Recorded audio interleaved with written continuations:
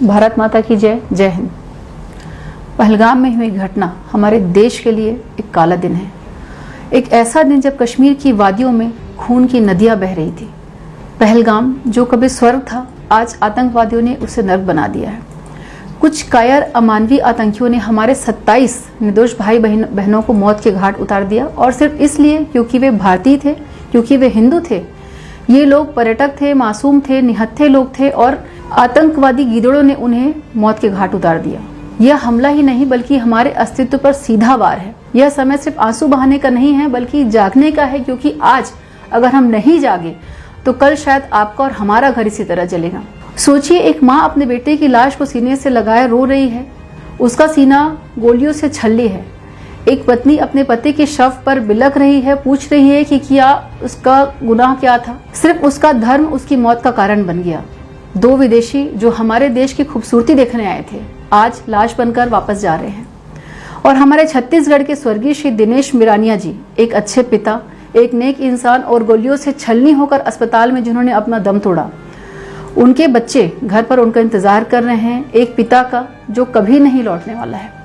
यह सिर्फ एक हादसा नहीं बल्कि एक कत्ल है उन आतंकवादियों के हाथों जो हमारे दर्द पर हंसते हैं। ये आतंकी आखिर हैं कौन? ये कायर आतंकी जो परजीवी हैं, जो मास्क के पीछे छुपकर निहत्थों पर वार करते हैं और बम फोड़कर मासूमों को मारते हैं। ये हमें डराना चाहते हैं, हमें तोड़ना चाहते हैं। उनके बहाए हर खून की एक एक बूंद हम सबको और मजबूत बना रही है, और हमें ये संकल्प लेने पर मजबूर कर रही है कि कहीं ना कहीं बहुत साहसी कदम हम सब मिलकर उठाएं, और ऐसे आतंकवादियों को निश्चित ही राख में मिलाने का समय आ चुका है। अगर हमें लगता है कि सिर्फ कश्मीर की समस्या है या आतंकवाद, तो हम गलत हैं। आज कश्मीर है, कल कश्मीर के लोग हैं, और कल इसका निशाना हम सब पूरे भारतीय हो सकते हैं। ये आतंकी हमारी जाति नहीं देखते, बल्कि हमारी भाषा नहीं देखते, बल्कि सिर्फ हम हिंदू हैं इतना ही इनके लिए काफी है, हमें मारने के लिए, हमें नुकसान पहुंचाने के लिए। हमारे यशस्वी नेता नरेंद्र मोदी जी, अमित शाह जी, वो चुप नहीं बैठने वाले हैं। मोदी जी ने अपनी यात्रा रद्द की है और आदरणीय अमित शाह जी कश्मीर पहुंच चुके हैं। अब भारत सरकार ने कल ही 4 बड़े कदम उठाए हैं, जो बहुत महत्वपूर्ण और प्रतिशोधात्मक कदम की घोषणा हमारी भारत सरकार ने की है, जो आतंकवाद के खिलाफ हमारी मजबूत कार्यवाही को दर्शाता है। पाकिस्तान के खेत अब सूखेंगे, उनकी फसलें मरेंगी, वहां के लोग और वहां के आतंकवादी अब प्यासे मरेंगे, तब उनकी कमर टूटेगी। राजनीतिक कूटनीतिक संबंधों को कम कर दिया गया है और कोई अब बातचीत नहीं होगी। अटारी सीमा पोस्ट को बंद कर दिया गया है। पाकिस्तान को भारत से कोई व्यावसायिक संबंध का लाभ नहीं मिलने वाला है। और भी कई सारे महत्वपूर्ण और कदम सरकार के माध्यम से उठाए जा रहे हैं, जिसको सुनकर शायद दुश्मनों में दहशत है, और दहशत होना भी चाहिए, क्योंकि ये कदम दिखाता है कि एक नया भारत है जो आतंकवाद का गला घोटने को तैयार है। यह पहली बार नहीं है। हमें याद आता है 2016 में जब उरी हमले के बाद हमारी सेना ने सर्जिकल स्ट्राइक की थी, आतंकियों के ठिकानों को चुन चुनकर तबाह किया था। 2019 में पुलवामा के बाद बालाकोट हवाई हमले से हमने अपने दुश्मन को राख में मिला दिया था। यह हमारा संकल्प है कि पहलगाम के बाद और भी करारा जवाब इन आतंकवादियों को मिलेगा।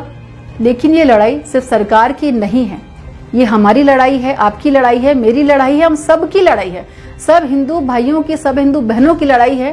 क्योंकि हम कोई भेड़ नहीं है जो कसाई का इंतजार करेंगे, बल्कि हम भेड़िए हैं जो अब शिकार करने का जिनका वक्त आ गया है। मैं उन 27 शहीदों को अपनी श्रद्धांजलि अर्पित करती हूँ, लेकिन यह समय सिर्फ रोने का नहीं है, बल्कि उन आतंकियों से बदला लेने का भी है जो जिन्होंने हमारे झंडे को खून से लाल किया है। और ये युद्ध की पुकार है। यह सिर्फ सहानुभूति या प्रार्थना करने का वक्त नहीं है, बल्कि अपनी मुट्ठियों में राख और आग रखने का समय है। दुश्मन को मार गिराने का समय है। आतंकी अलगाववादियों, अब आपका दिन, शायद आपकी उल्टी गिनती शुरू हो चुकी है, और निश्चित ही आप सब दया के पात्र नहीं है, और ना ही आपसे बातचीत होनी चाहिए, बल्कि हम सब मिलकर, पूरे हिंदू, पूरा भारत एक साथ मिलकर इसका घोर विरोध करे, ताकि हमारे एक एक बच्चे की आवाज यहाँ से उन आतंकियों के कानों में गूंजनी चाहिए कि भारत बहुत गुस्से में है, बहुत आक्रोश में है, और ये भारत अटूट है, अजय है। अंत में मुझे रामधारी दिनकर जी की कविता याद आती है, याचना नहीं अब रण होगा, जीवन जय या मरण होगा, अब निज धर्म की रक्षा का समय है। उठो भारतीयों, अपने देश की रक्षा के लिए आगे बढ़ो, क्योंकि यह युद्ध शुरू हो चुका है और हम सब इस युद्ध के सहभागी बने और अपने देश की रक्षा के लिए एकजुट होकर हिंदू राष्ट्र के रूप में हम सब अपने भारत के लिए, अपने भारत माता की सुरक्षा के लिए, भारत माता की एक एक व्यक्ति के लिए सुरक्षा के लिए हम सब मिलकर खड़े हों। यही आपसे मैं प्रार्थना करने आई हूँ। भारत माता की जय। जय हिंद।